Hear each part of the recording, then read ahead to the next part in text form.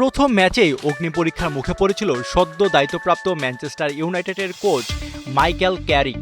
Ruben আমোরিমের বরখাস্তের পর নতুন কোচের অধীনে শনিবার ঘরের মাঠে ম্যানচেস্টার সিটির বিপক্ষে মাঠে নামে রেড ডেভিলরা।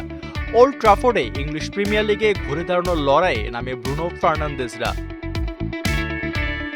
ম্যাচের শুরু থেকে সিটির চাপে পড়ে রেড ডেভিলরা গোলের বড় সুযোগ পেয়েও কাজে লাগাতে পারেনি ইউনাইটেড।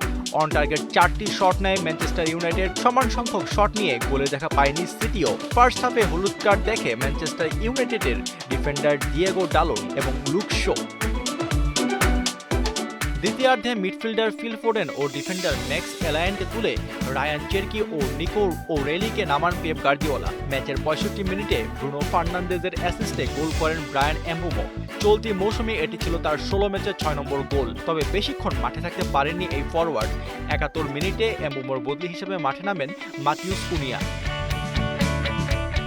এরপর থেকে সমতায় ফেরার জন্য মরিয়া হয়ে ওঠে সিটি, কিন্তু গোল করার বদলে আরও একটি গোল হজম করে বসে হালান্ডরা।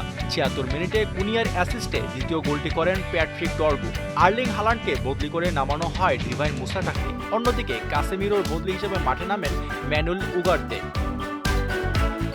91 মিনিটে ব্রুনো ফার্নান্দেজের বদলি হিসেবে নেমে 1 মিনিটের মধ্যেই গোল করে বসেন মেসন মাউন্ট। তবে দুর্ভাগ্যবশত ভিএআর সিদ্ধান্তে সে গোলটি বাতিল ঘোষণা করা হয়। বেঞ্চে বসে হতাশ দৃষ্টিতে মাঠের দিকে তাকিয়ে থাকতে দেখা গেছে আর্লিং হালান্ড ও সিটি কোচ পেপ গার্দিওলাকেও। শেষ পর্যন্ত 2-0 গোলে জয় পায় ম্যানচেস্টার ইউনাইটেড। প্রিমিয়ার লিগের টানা 3 ম্যাচ ড্রয়ের পর অবশেষে জয়ের মুখ দেখল রেড ডেভিলরা। চলতি এপিএলে 22 ম্যাচে 9টিতে জয়, 8টি ড্র ও 5টি হারে টেবিলে 4 নম্বরে উঠে এসেছে ম্যানচেস্টার ইউনাইটেড।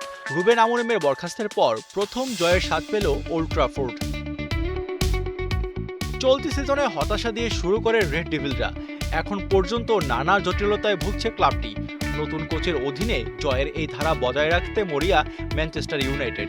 এখন দেখার বিষয় মাইকেল ক্যারিকের অধীনে কক্ষপথে ফিরতে পারে কিনা ওল্ড ট্রাফোর্ড। 25 জানুয়ারি টেবিল টপার আর্সেনালের মুখোমুখি হবে রেড ডেভিলরা। আশফাকুর রহমান, সিয়াম, 71।